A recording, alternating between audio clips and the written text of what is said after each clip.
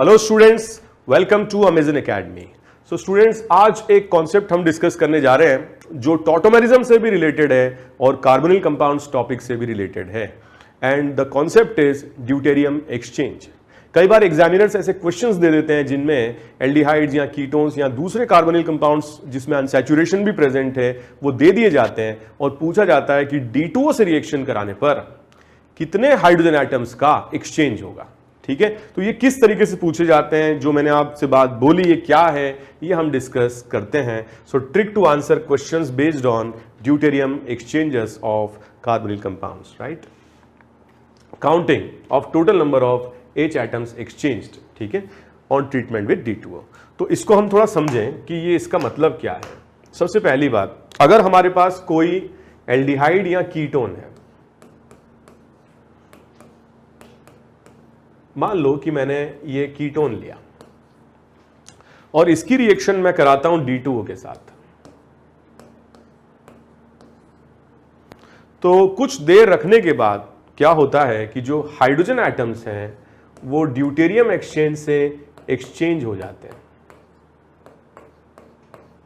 अब आप लोग देख पा रहे होंगे कि मैंने सारे हाइड्रोजन एटम्स को ड्यूटेरियम से एक्सचेंज कर दिया।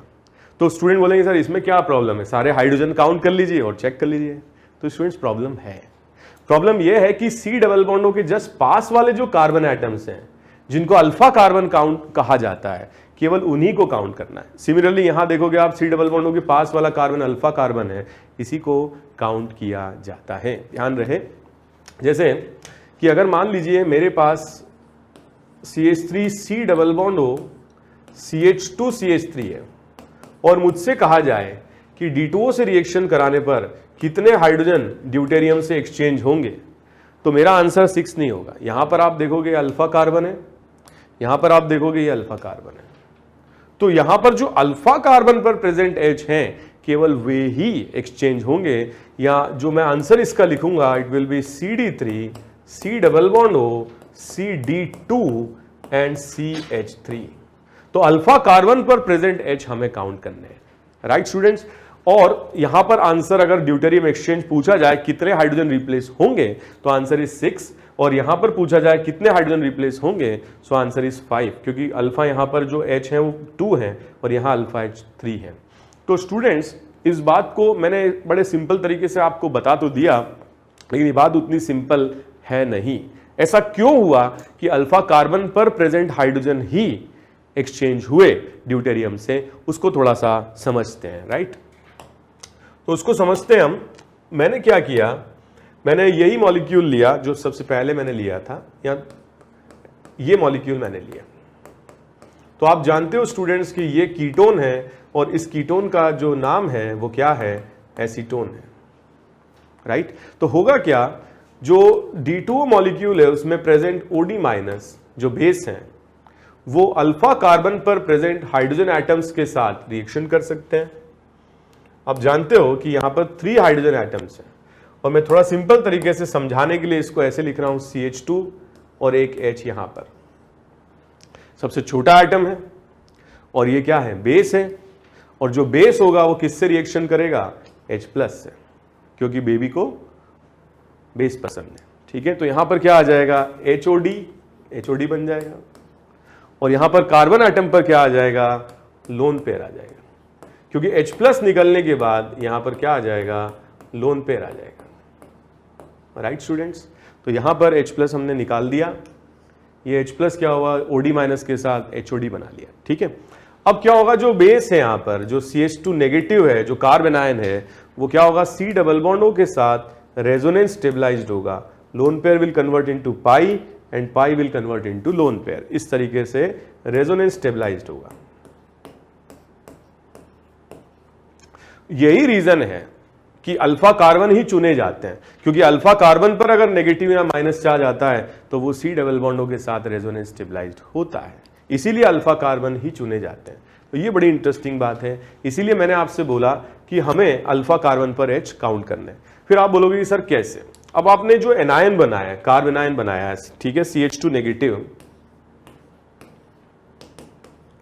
ये देखा जाए तो ये बेस है। अब हालांकि ये रेजोनेंस स्टेबलाइज्ड है मगर बेस है, तो जो सॉल्वेंट मॉलिक्यूल्स हैं D2O, ये बेस इनके साथ रिएक्शन कर सकता है और रिएक्शन करने पर ये बना सकता है CH2D, C double bond OCH3 and OD minus, ये बना सकता है। तो स्टूडेंट आपने ध्यान से देखा नहीं, आपने इसको चेक करो कि हमने इस पूरे प्रोसेस में किया क्या। एक H को हटा के D तो लगा दिया, और ये पहली स्टेप भी जो हमने लिखी थी ये एसिड बेस रिएक्शन थी, और जो दूसरी स्टेप थी ये भी क्या है, एसिड बेस रिएक्शन है। मगर यहां पर हमने आइसोटोप यूज किया CD, और आप जानते हो कि अगर हम बॉन्ड एनर्जी का कंपैरिजन करते हैं तो सबसे स्ट्रॉन्ग बॉन्ड होता है Ct ट्रीशियम के साथ बॉन्ड, फिर वीकर होता है CD, और सबसे वीक होता है कौन सा, CH। तो हमने क्या किया, एक वीक बॉन्ड को एक स्ट्रॉन्ग बॉन्ड से हमने रिप्लेस कर दिया। और भी हमारे पास में H यहां पर है, एक एक करके उनके साथ भी यही होने वाला है।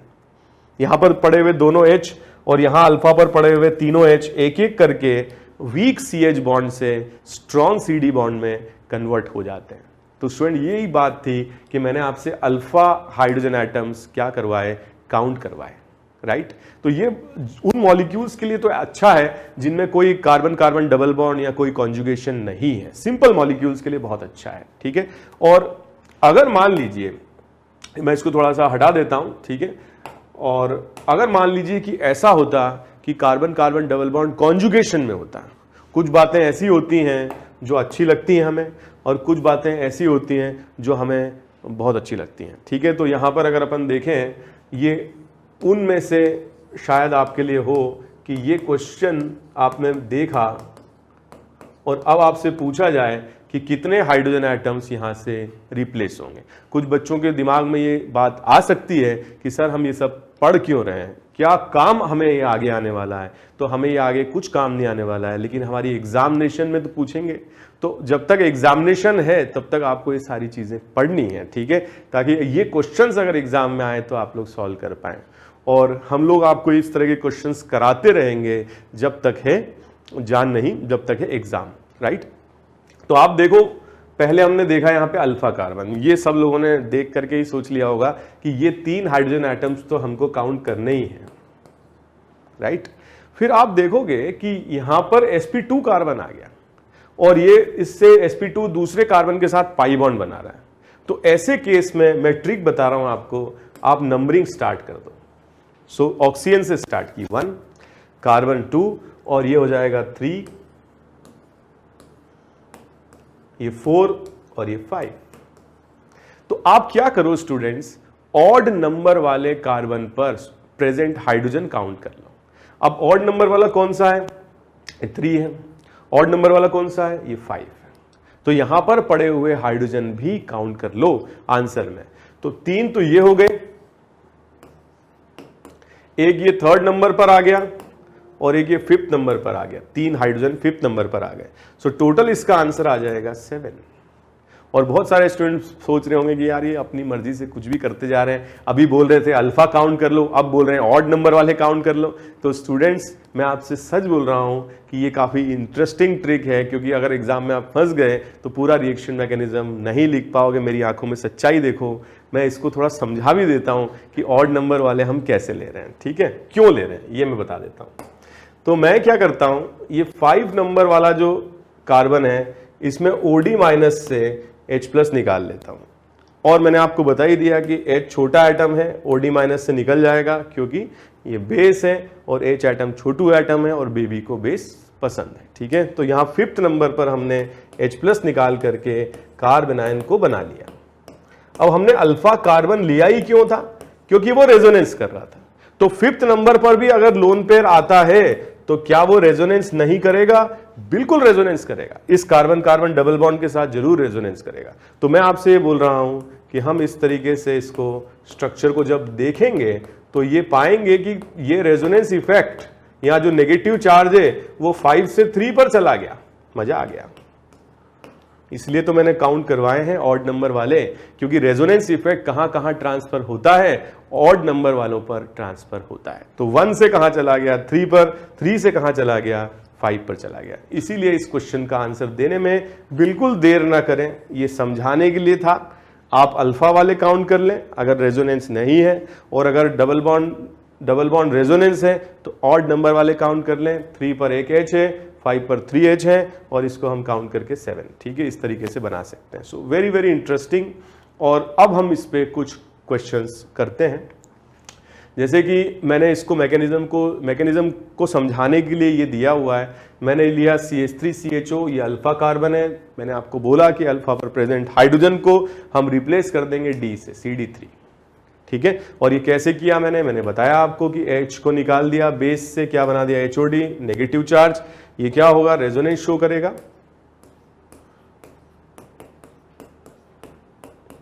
और फिर जो नेगेटिव चार्ज है वो D+ गेन करके इसमें कन्वर्ट हो जाएगा। एक एक करके ये दोनों H भी D से सब्स्टिट्यूट हो जाएंगे। यहाँ क्या आ जाएगा, CD3 आ जाएगा, ठीक है। तो ये समझाने वाली बात थी। क्वेश्चन देखा, आंसर लिखा, अल्फा कार्बन पर 3H, answer 3। Next question.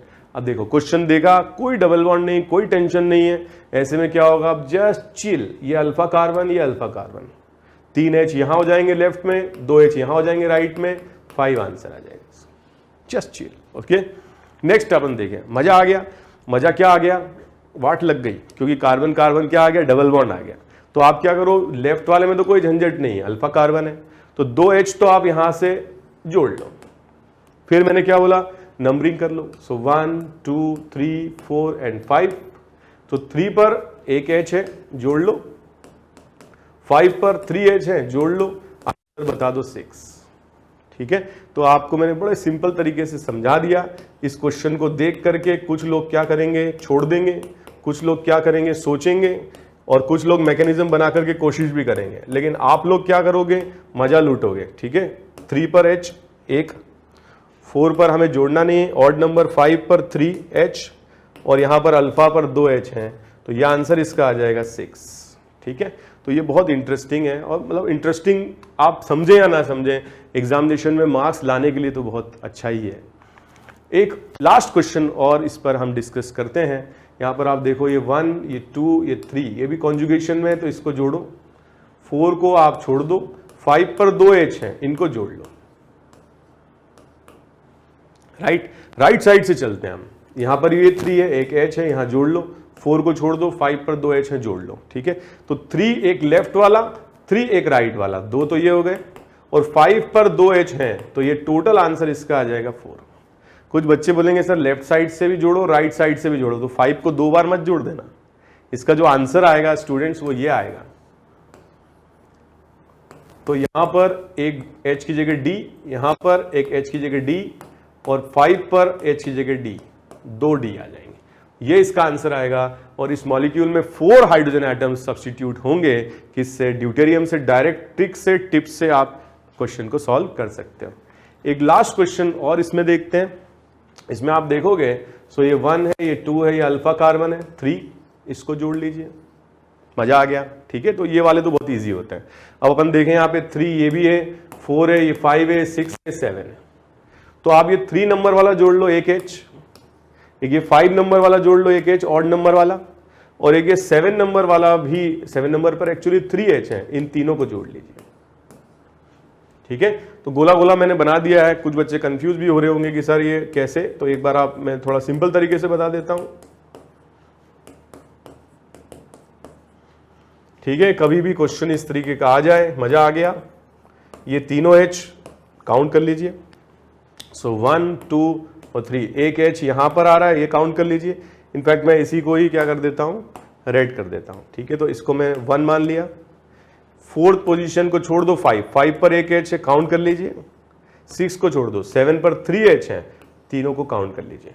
So total कितने हो जाएंगे, 3 + 1 4 + 1 5 + 3 8। सो 8 हाइड्रोजन एटम्स यहां पर क्या होंगे, सब्स्टिट्यूट हो जाएंगे। और इस क्वेश्चन को आपने देखा, आपने अल्फा कार्बन जोड़े, डबल बॉन्ड कॉन्जुगेशन में तो ऑड नंबर वाले हाइड्रोजन जोड़े, और आंसर आप कर सकते हो। कॉन्सेप्चुअली भी कर सकते हो, अगर आप थोड़े से डिटेल में जाकर के सोचते हो तो वैसे भी कर सकते हो, और टिप्स से, ट्रिक से डायरेक्ट आंसर तक पहुंच सकते हो। So students, happy learning, thank you very much, bye bye. For detailed videos, daily practice problems and live chat, visit academy.amazon.in or download the app.